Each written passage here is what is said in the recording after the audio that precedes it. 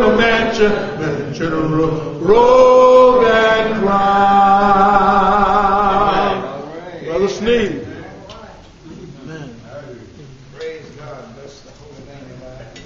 Omnipotent, all power, all sovereign. God.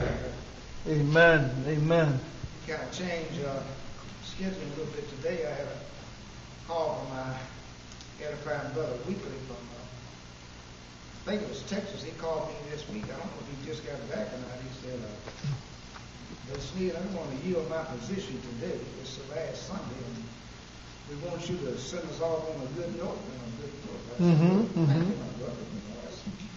That's very honorable to you and very, reasonable that we are together on everything here. Amen. Amen. Not really say it's all good. So, and Paul said, none good, but God. So, he says, I think he says in 1 Timothy, be zealous for every good work. So it's a good work, that the brother has saw fit for me to give you this message this morning. So we honored, and at this point it's a joy just to be before my fellow saints and citizens in Wagner that I've known over so many years. And I just want to say now that we hope we can help you today. We have something that Brother Liggins and I had looked at this, and we had this particular scripture. We had kind of elaborated over a little bit, and I think I had a presentation on it, and Brother Liggins had one. He said, "This is part 2. You can't just ignore this too much because this is too important." It says, and I want you to read with me so we can get this. And it's talking about being ashamed. There's a lot of things you can be ashamed of. You can be ashamed of sometimes you're dressed the way I look. Sometimes you look, I just don't look right. Sometimes you stay home from church. I just don't like the way this looks. And you can be ashamed. And Paul said, study show that ourselves approved unto God. Right. 2 Timothy 2:15, and workman needeth not be ashamed. Right. Rightly dividing the word of truth. So you can get up here, and have something that you ought to be ashamed for if you ain't rightly dividing the word of truth. But we want to get into this, and said business is at hand. So we're going to not going to keep you on. And it reads thusly as he read before too. Romans chapter 1, verse 16 and 17. And Paul said, I'm not ashamed of the gospel of Christ, for it is the power of God unto salvation to everyone that believeth, to the Jew first, and also to the Greek. Why? For therein is righteousness of God revealed from faith to faith, as it is written, the just shall live by faith. Now, this is important. Because if you're ashamed of the gospel of Christ, then you are ashamed of your salvation. Now, salvation, and we're going to define that too. Salvation is a person, and it's also a principle we have to follow. It's saving grace that we are saved through the faith of God. It also states, this is very, very important too, and this is Hebrew, this is Acts 4:12, and it says, the stone that was rejected became the head of the corner, and that was Jesus Christ. For he said, there's none other name, and there it is, there's none other name given unto heaven, whereby men must be saved. Must be saved. For there's salvation and none other. So if you shame of the name of Christ, I said I have sympathy for it, and the Lord do too, because He says, that if you're going to be ashamed of me, and you can turn to Luke 9 while we're there. I'm going to give you 2 more scriptures that we're going to deal with. Luke 9, and the other one is I'll give you the other one, Hebrews 6:4. But let us look at this together and see why, there's a danger in being ashamed. One preacher said years ago, I would be ashamed to be afraid. And then I'd be afraid to be ashamed. So the title is today, Don't be ashamed of Christ, and He won't be ashamed of you. Mm-hmm. Now, if Amen. you think that is not scripture, Amen. just turn to Luke 9 and I'll show you where I didn't say it. Mm-hmm. It's ruled in read it, but I think you know who said that. So if you go to Luke 9 and you go to verse 26, and you can read with me, and this is Jesus' words. He said, "For whosoever shall be ashamed of me and my words, of him shall the Son of Man be ashamed, when He comes in His glory and in His Father and His holy angels." Now Jesus done told you, you're going to be ashamed of me and my words. You know, the words is this right here, you know. And there's a whole lot in here. So you're going to be ashamed of that, but you know, one of these days you're going to be standing up with my Father and His heavenly angels, and I'm going to be ashamed of you. In other words, I'm just going to ignore you. And I think He said in Matthew 25, He said, "Many will say to me in that last day, Lord, Lord, have I not prophesied in your name? Mm-hmm. Lord, Lord, have I not cast out devils in your name? Many good things I've done in your name, Lord." And Jesus said unto them, "Depart from me. I never knew you. The works of iniquity." Mm-hmm. You talking about all this good stuff you done, Lord, I prophesied in your name. I cast out devils in your name, and I've done many good works in your name. Mm-hmm. It sounds good to you, but Jesus said that's strange. You know, that's works of iniquity. That's evil stuff. Right, In other right. words, as one preacher said, "Get out of my face." Another one said, you know, "Get back," you know. What's that old saying? "Get out of here with that." That's what Jesus said. "I never knew you. Depart from me, your works is of iniquity."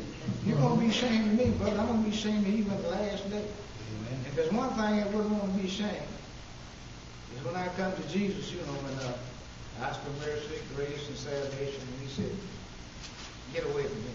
I never knew you." You're going to be rejected.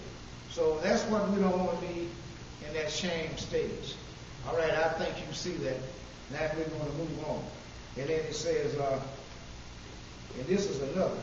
And I'm going to say, Lord, you say it too. Lord, whatever you do, I will not shame you. You can be ashamed of me because sometimes I'm ashamed of myself, you know. But I will never shame you.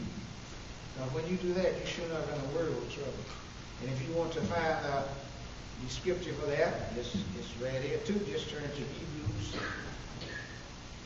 Hebrews 6. And we go about chapter 4, and we get the information. You know, this is the worst shame you can get, is shaming our Lord and Savior, because He says in Hebrews 6, in verses 4 through 6. And this is some good ingredients. And it says here,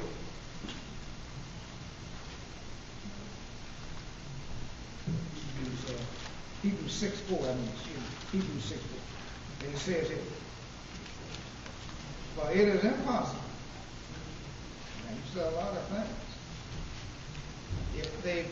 If they fall away to repentance, and sin, they crucify themselves to the Son of God afresh, and put Him to an open shame. Now, if you want to put the Lord to an open shame, boy, just deny our Lord and Savior, and crucify Him over again. Verse 4 said, "It is impossible for those who were enlightened and have tasted of the earthly gift." I mean, you've been enlightened by the gifts of the Holy Ghost. You've been healed. You've been cured. You might have been fed. You might have been blessed. You might have been rewarded. And you're going to turn back all of this and fall away to repentance. Sin, they crucified themselves. You done killed yourself. And the Lord. Now, brother, that's a bad predicament to be in. Being ashamed of the Lord and turning your back on Him and crucifying Him all over again and making a shame afresh. Just shaming Him over again. So that's the worst shame that you can have. But I would just say here, going to say like Paul. I speak boldly for the Lord. Mm-hmm. And he said in Acts 20:27, I shall not to declare to you the whole counsel of God. So I'm going to tell it, Paul said, tell it like it is, and I'm going to tell it whenever I need to tell it, to whoever I need to tell it to, and I'm not going to be ashamed of it. So speak boldly for the cause of Christ. Don't be ashamed. Don't be afraid. Don't be embarrassed, as you might say. Right. And then we go head on and move on. But I just want to put this touch on there. And it says,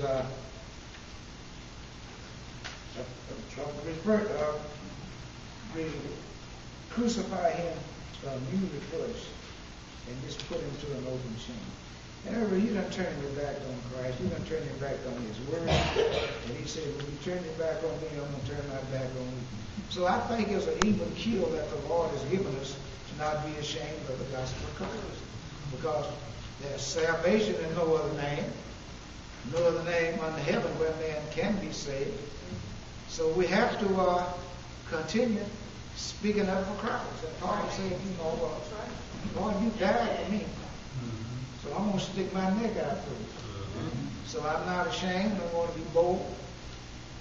And I'm going to be edified in all I do for the cause of the Lord. So I think if we do that, we'll be on the right track. Amen. And you know, Amen. in every family, you can be ever so lovable. And it's like the family reunion. You might be there, and everybody's having a good time. Everybody's rejoicing and grieving.